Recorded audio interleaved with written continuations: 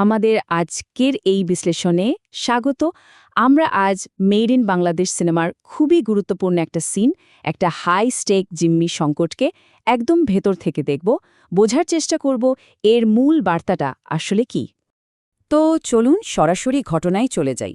একদম শুরুতে আমরা কি দেখতে পাই? চরম একটা টেনশন। একজন লোক একা এমন একটা কথা বলে বসল যা একটা সাধারণ অফিসকে, ভাবুন, একটা গোটা দেশের সংকটের কেন্দ্রে নিয়ে আসলো।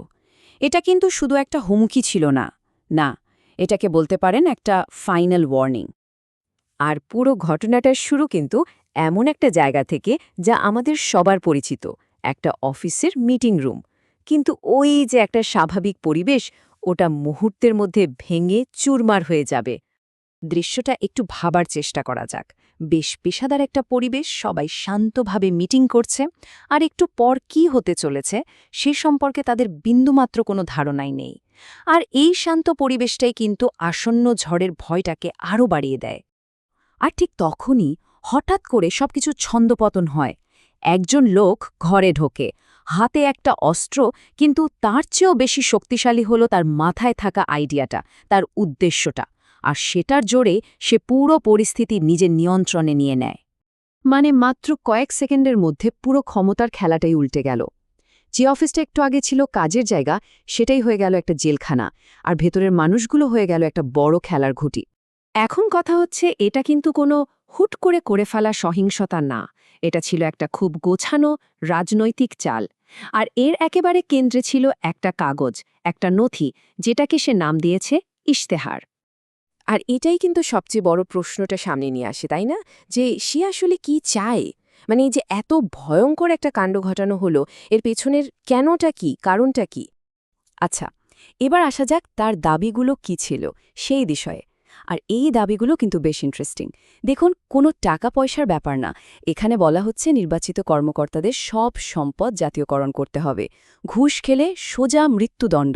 আবার একটাই শিক্ষা ব্যবস্থা চালু করার কথা বলা হচ্ছে, বিশ্বব্যাংক বা IMF-এর সাথে সম্পর্ক ছিন্ন করার কথা বলা হচ্ছে।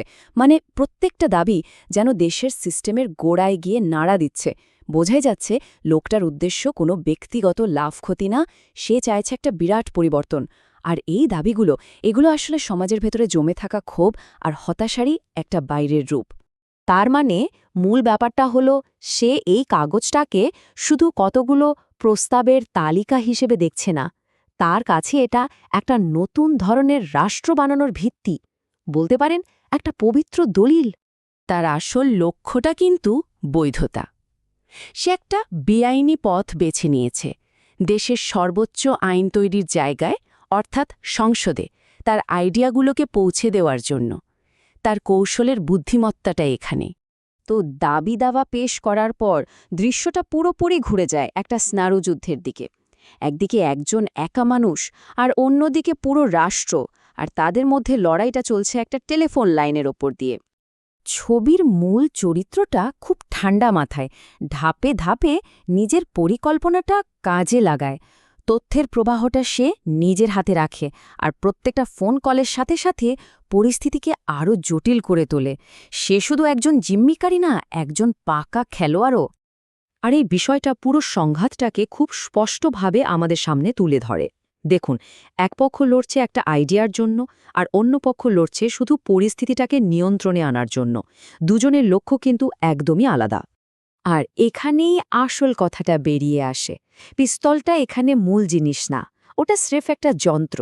তার মতে আসল শক্তিটা লুকিয়ে আছে তার লেখা শব্দগুলোর মধ্যে, তার আইডিয়ার মধ্যে, যা সে সবার কাছে ছড়িয়ে দিতে চায়।